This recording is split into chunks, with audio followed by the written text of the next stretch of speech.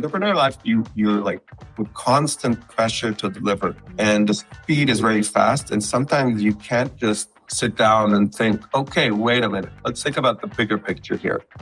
Being an entrepreneur is not just opening a company. It's really trying to learn what would impact people so that when you find a problem, you would have the right tools at your disposal to bring something new.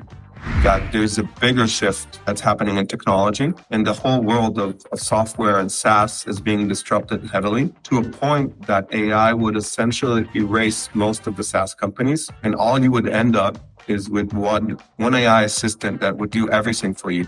Qualities that I think is most important is keep focus on the vision, on the big picture. And I know it's like what I'm saying is controversy. People say, no, focus on one thing. Don't focus on something too big. But I think now in this industry, it's actually the opposite. You need to stay focused on the bigger picture. Thank you so much for joining us today. My name is Sim. I am the head of content here at Unlimit, and welcome to our Journey to Success series. I would absolutely love if you could give us an introduction to who you are and how it was from co-founding Bluetail to becoming the CEO of Ask AI. Okay. Thanks very much for having me. My name is Alon Talmor.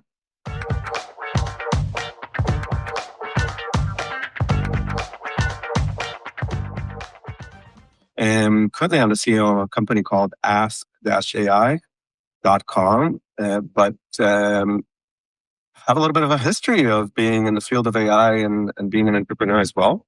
So maybe I'll kind of go back in time to what brought me to this place. It started around 2009. Back then there was a field called AI, but there was no generative AI or how we know today the revolution that we have. And so back then I started my first startup. It was more around a little bit what deep research from ChatGPT does. So, sometimes you ask it to do a question and it goes and looks in the web and kind of compiles a very comprehensive answer, almost does research for you. And it's pretty amazing because it does a lot of things. We would do that in the first startup back then, but not with AI. It was more kind of automatic programming that would find everything that needs to be known about a prospect for sales. And so we would look in the web, what's known about them. We would look into, social media was back then pretty new. So we would look at LinkedIn, a little bit what's public. We would look into other information like news, etc. And then we would compile kind of one profile for the prospect or the company. So it would be kind of a more warm introduction. So these are kind of very early versions of what deep research by ChatGPT or GPT or OpenAI does today. And in 2012, we were acquired by Salesforce.com. Doing business with them, we tried to partner with them, but they started data.com and they saw us as kind of a key component to that, to enriching their kind of contents and accounts there. And so I became chief data scientist there, and we opened the Tel Aviv office for Salesforce in 2012. That was actually the first R&D center for Salesforce outside of the Valley in San Francisco. And I was doing work for Salesforce for about 3 years. When my vesting ended, I left Salesforce in 2015 and was actually thinking about what would be my next step. It wasn't easy. Like all my co-founders opened startups. One of them is the founder of Placer AI. That's a successful company in the Valley. Another one founded FunGuard. That's also a $100 million ARR company. The third one founded Plank AI. That was sold for $200 million. So pretty successful. I'm pretty proud of my co-founders. But I was not so quick to open another company because I thought, well, we can do another kind of aggregation company, a data science, a big data company. But I was looking for what could be kind of a pivotal change in technology. So back in 2015, there was no Gen AI, but there was something new called deep learning that was coming about in computer vision. And I was curious. I went to kind of hear a few professors, and there was a professor coming back from Stanford to lead the NLP and AI efforts in Tel Aviv University. And I remember just randomly going to his first seminar once he came back from his postdoc in Stanford. And he talked about Michael Jordan. So Michael Jordan is a basketball player, but there's a very famous AI professor that's called Michael Jordan as well. And he brought up a question. The question was, it's just a question you may ask an AI, like what's the second biggest city in the US that has a river next to it? And then the slide went, whoever would answer that question would have a market of billions. And so I looked at that slide and that was actually very inspiring. And I thought, yeah, that's actually a very interesting question to answer. Back in 2015, it looked like science fiction. Like you would go to Google, you would never be able to answer such a complex question on Google. And so I started working with that professor and just for fun. And then I actually started a PhD with him in the field of AI and NLP.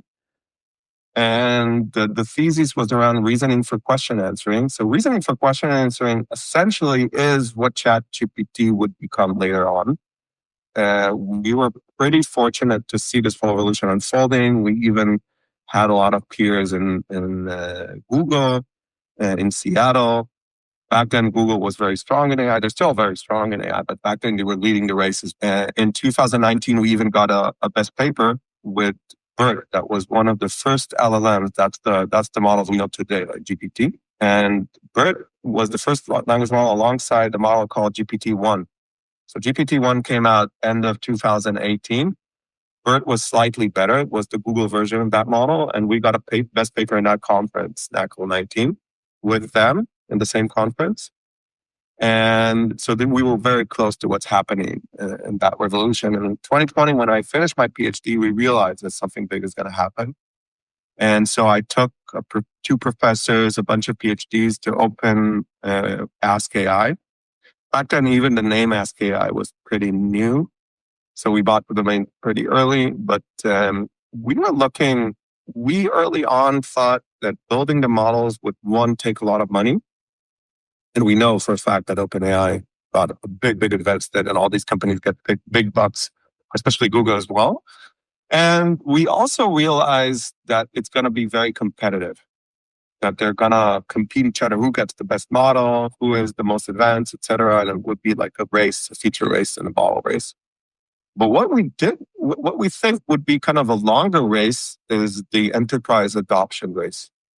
What I mean is impacting how people work with AI. And so as private people, we all use ChatGPT and we ask some questions and it's great. And we use it for planning trips and we gradually adopt it. But the enterprises actually take more time. If you look at how people work today, and we're already 2.5 years in, most people don't use AI in their day-to-day in their jobs. Like they may use it sometimes to get content rewritten, summarized, to use it for basic kind of wording and stuff like that. But if you look deeply at how it impacts their work, well, not in a big way yet, right? Most people. And so it seems that in this revolution, we're pretty early. And our kind of vision and voyage is to impact that, is to really get to people to change how they work and use AI. And there's a few aspects. We started with kind of bringing like a lot of companies have fragmented tools.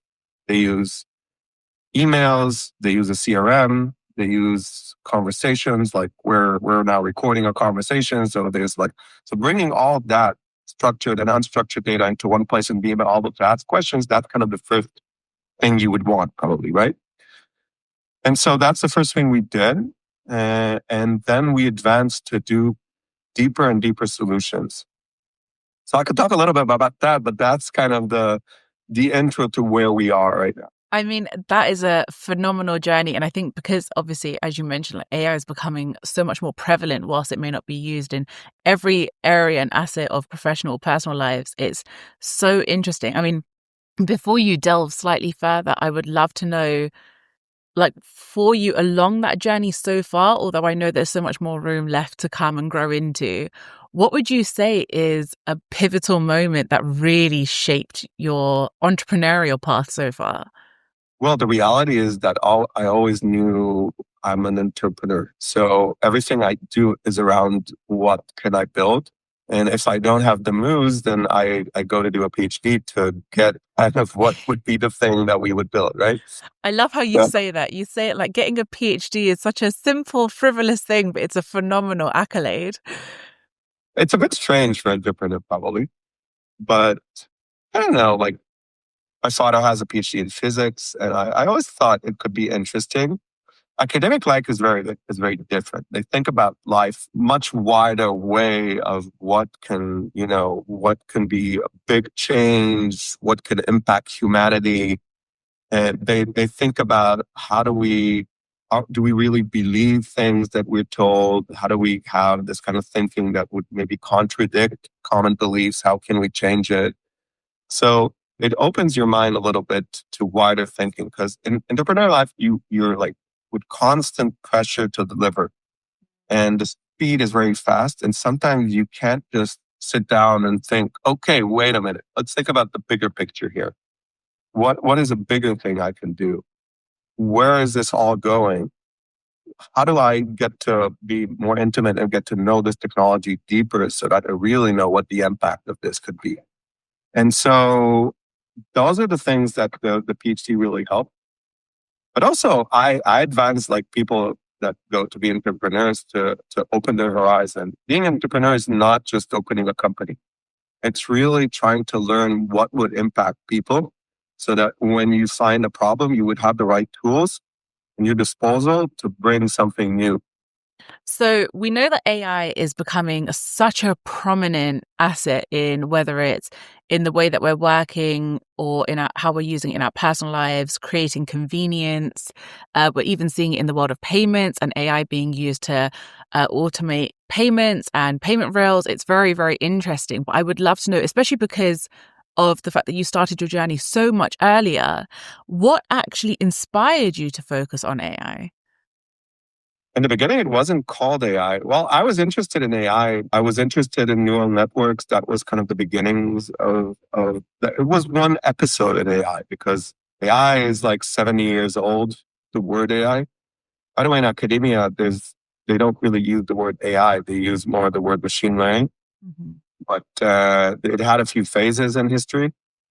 In the beginning, they were like very basic neural networks. An LLM, what we see today, ChatGPT, is a type of a neural network. Like the way it's built is inspired by the human neural connectivity in the brain and how neurons in the brain work. Again, it's just inspiration. It's not really the same thing.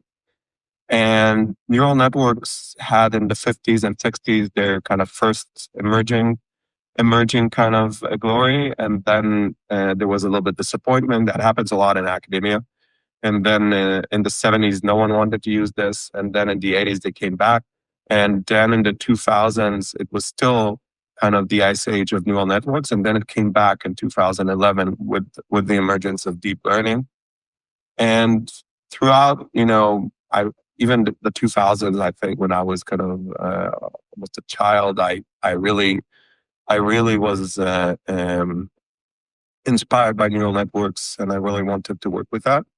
Also inspired by not just AI, but big data. So AI for enterprise doesn't just entail the AI itself. It also entails what you use in your enterprise, the data. And so I was inspired by that as well. How do you bring data together, the different aspects of data? I was chief data scientist in Salesforce. I was inspired by big data. And I think that marriage between data and AI is what brought Ask AI to where it is. And I think it would be also very impactful for how people work.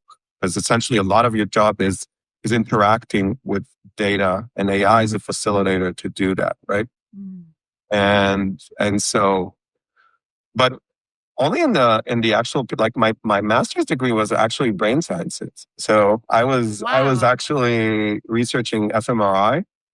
So it was more from the neural networks of the brain that I was back then more kind of interested than actual neural networks in AI because neural networks AI weren't developed enough. Like they were very early, they weren't working very well, the computing wasn't very good, etc. So I was actually more interested on the brain aspect. Only when I came back to do the PhD in 2015, then I really doubled down on the modern AI itself. Wow, that sounds phenomenal. Would you say like it was the academic and understanding side of it that was the most interesting for you and then it led to a professional career? Or did you think you always had a vision to be like, this is what I would like to build my career around? It wasn't so guided. That's the reality. Like the reality is that I didn't know. Like we finished my first kind of vesting, and when the first startup was sold, I didn't know I wanted to research AI. I was drawn by chance. But if you look back, it looks like it's planned, but it wasn't planned. It was very random. It's just, sometimes random things and something about karma brings together to the path that you should have taken anyways. You just didn't Absolutely. plan it. Yeah. By the way, a lot of companies are like that. If you look at, I'm not comparing that we're not Facebook or something like that, but if you look at Google or Facebook, they're also like researchers trying to build something that works for a problem they have. And then it works so well that other people want it. And then that works so well that it suddenly emerges as this big thing, right? But Absolutely. yeah, also, I think, by the way, that ChatGPT from the academic perspective, people were anticipating that this would be coming. What they didn't anticipate is the response. Like even I put my thesis publicly, and in the end of my PhD thesis, I say that if if we take like we already knew LLMs were big and they were already a big advancement in the world of neural networks and AI and the models, the transformers, whatever the whole thing that consists that makes the AI work. But what I said there is that what would bring us to the next step is that if we can crowdsource the data from people. So that is meaning that if we actually take annotators and interact the AI with them, so it would see what people expect as responses, then we would probably get a better version. So I said I wrote that 2 years, and I was researching that. I was in a research company called AI2, Alon Talmor AI, and I was researching that, like gamification. How do you get people involved in AI so that you can learn from that and make the AI better? Mm. And essentially, but then I wrote, you need a lot of people for that, and that's exactly what OpenAI did in those years. They took a lot of annotators and they took their best model and they married both together, and the result was the first ChatGPT. And so, but I don't think I was very original. I think academia already knew it's going that way. They just didn't know the impact of it and how it impressed people, Mm. how much hype come out of it. Right? We didn't anticipate that kind of hype. Yeah. Yeah, absolutely. I can imagine. I mean, but in your position now and the place that you are, so being a leader, being an entrepreneur, still trying to develop things, constantly learning, how do you maintain a work-life balance? And do you have any particular, whether it's meditations or activities, anything that helps you stay Yeah. grounded? I do. It's running. I run almost every day between 5 to 7 kilometers. So Wow. that's Goodness. my way of doing it. And I do travel a lot recently. So our company is towards our BD round, and we have two offices. We have one in Tel Aviv and one in Toronto. And the go-to-market one is in Toronto. So I'm a little bit on the line between the offices. New York, Boston, Las Vegas for Google next, and San Francisco, then Toronto. So Wow. the only thing that maintains your sanity is that if you have kind of a routine, and what bound the routine for me is jogging. So every city I go, I have my jog route that I know that I want to take. Sometimes it's a new city, so I need to explore. Typically, I try to every day do it, no matter where I am, and that's my meditation. You kind of breathe. You sometimes don't think about stuff, or sometimes do think about stuff, depending on what helps. It's the grounding for me to stay sane. Yeah, absolutely. I think everybody needs that sense of like sanity and grounding, however people need to achieve it. But it's always Yeah. interesting to know.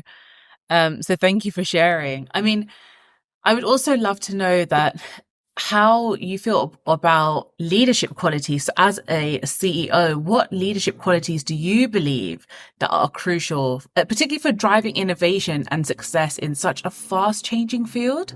That's a good question because our market is a little bit different.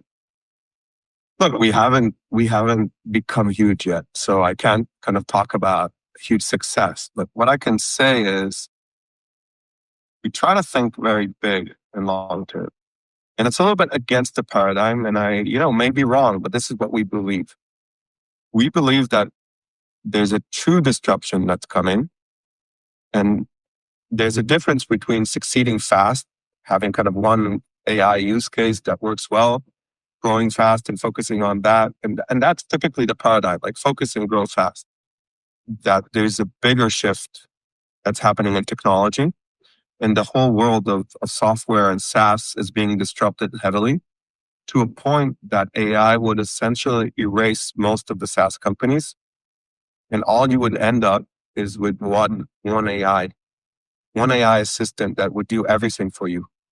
You would not have any more tabs in your computer. The only other software you would use would be any kind of conversational software like Zoom or whatever, emails, maybe Slack or Teams, and that's pretty much it. And the AI would do all the rest for you. And if you want to write something, if you want to push something somewhere, if you want to get the 360 of your customer, anything you would want, the AI would essentially do that for you, and it would connect to everything else. You would not need to open anything like a CRM. You would not need to open a document. You would just get it all in your fingertips with AI. Okay. And so I'm coming back to the leadership. I'm really about thinking big and long term.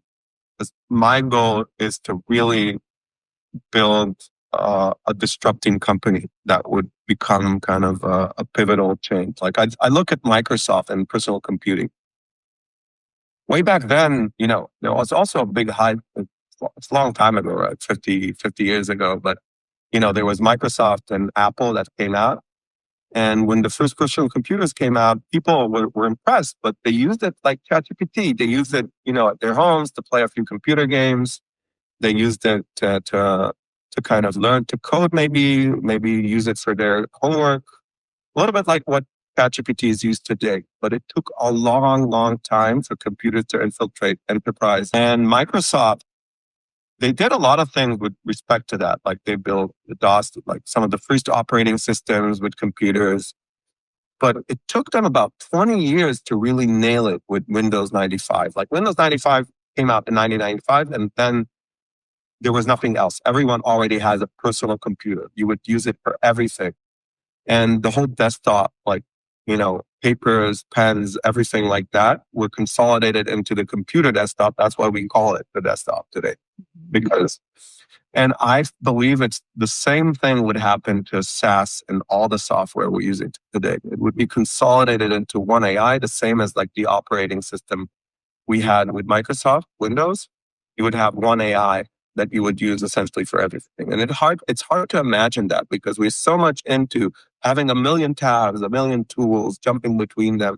But if you can't imagine a reality that looks like that, it's the same way that people, when computers came, couldn't imagine that we'd stop using papers, pens, typewriters, a lot of registries of papers and stuff like that.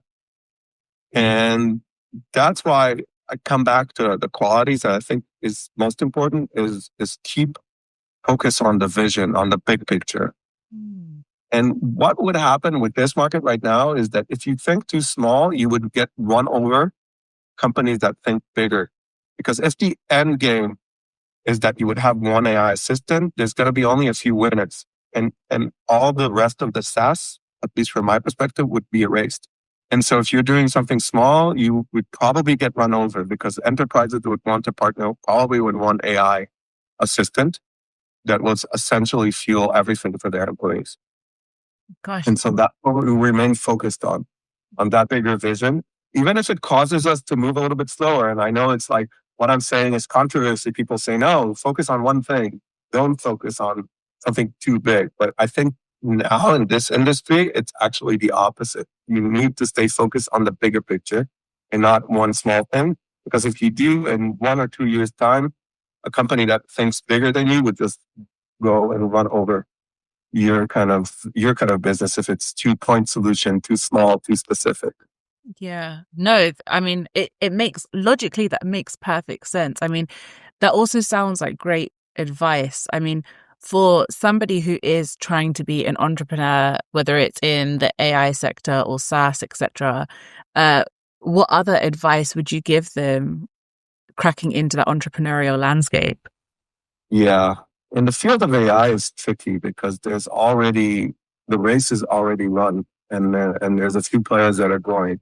If you're starting right now, opening an AI company is tricky. What you would want is to find kind of a new data source, kind of a new source of data, something that is not really accessible, that would be a real moat for you, so that you can keep hanging on and not get run over. Because if what you're doing is software and you're just solving one problem with the software, the moats are so much down with AI. Like what AI enables you today is to build such wide solutions that you're running the risk of maybe succeeding a little bit with one use case, and then a company that would just offer that use case with a million others would just run over and win eventually.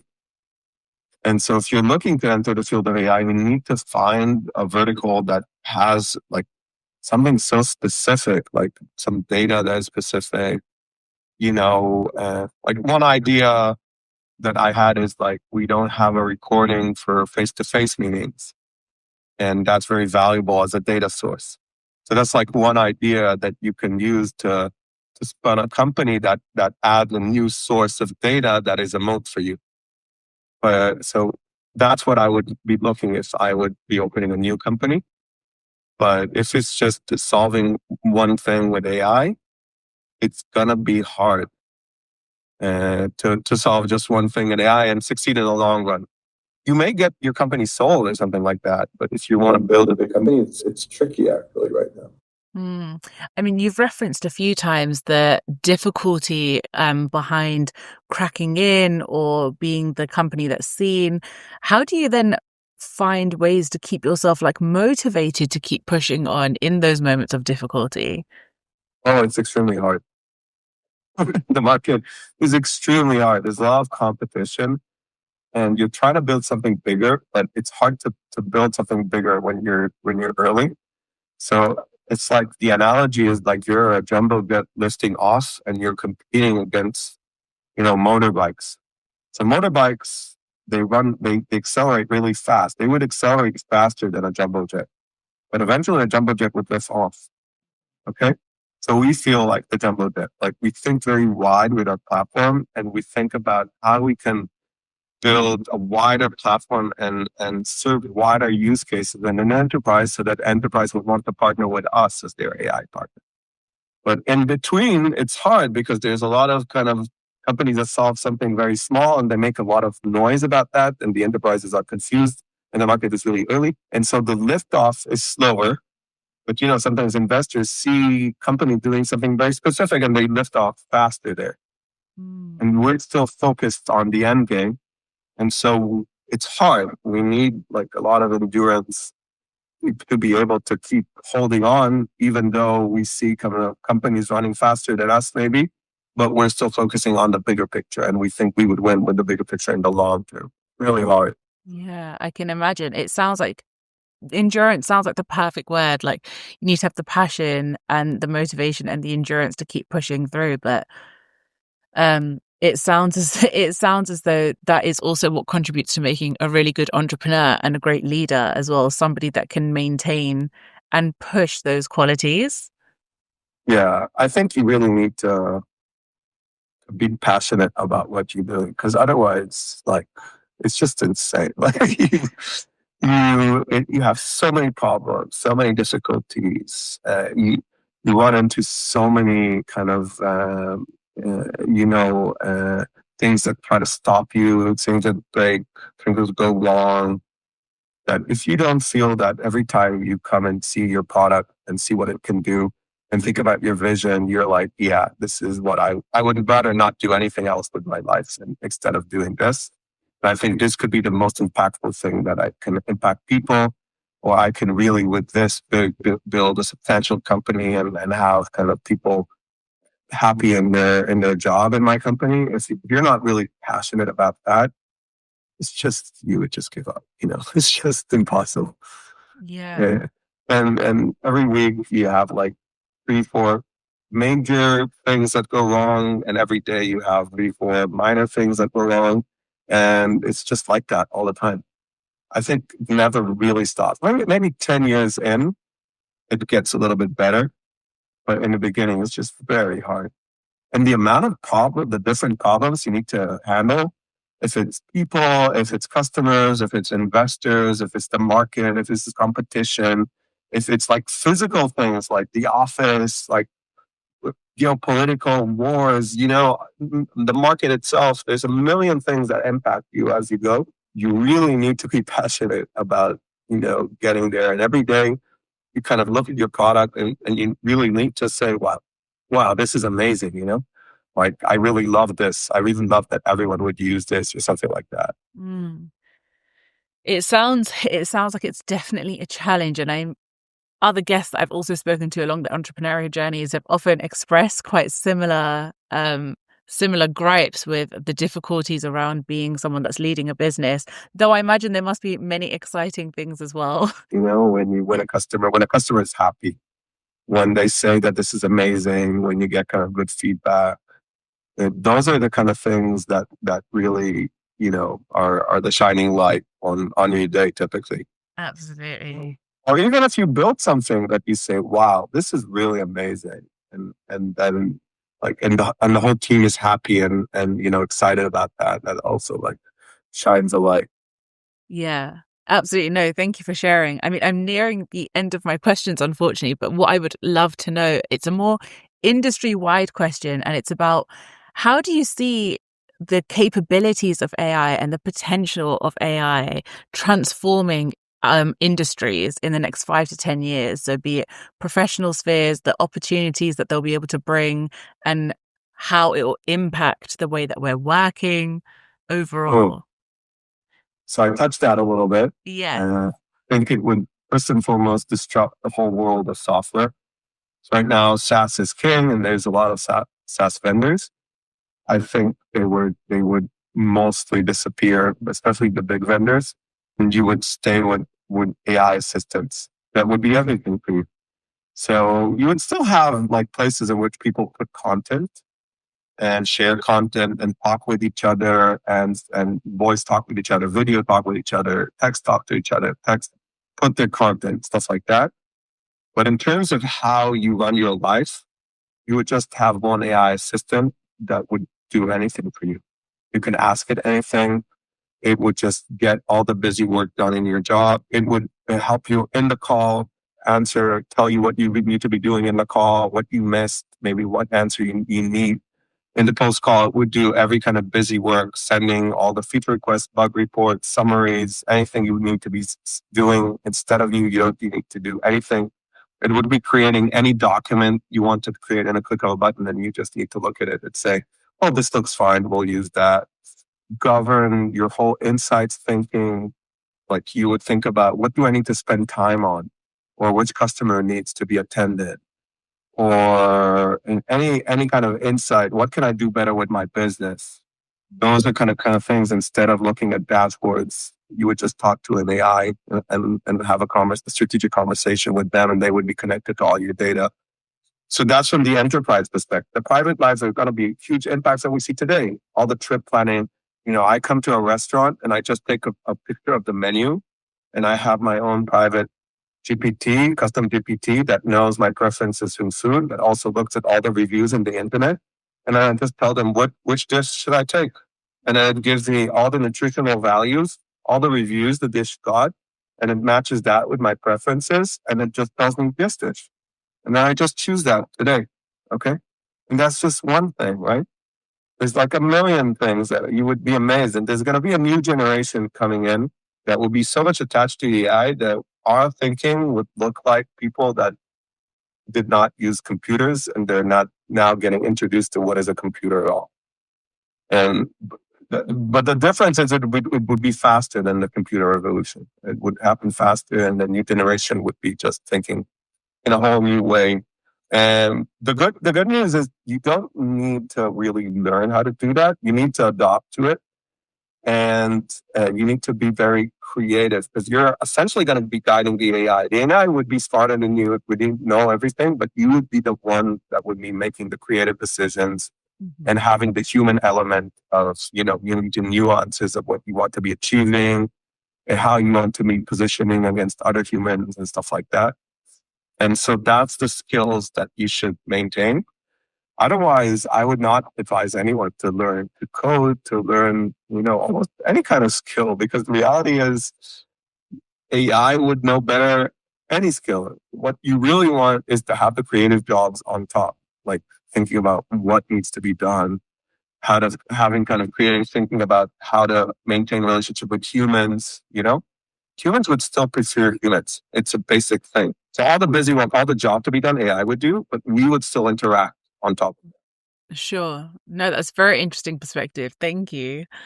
Um, well, I'm on to my last question. It's very open-ended, but it's my favorite question to ask for everybody on this series, and it is simply just, how do you I mean, it was intriguing to ask that. I was like, wow, I would love to know like what the wackiest thing is that it's pulled out, but I thought it'd be too far to ask that. No, it's actually, how would you define success? I myself want to have two things.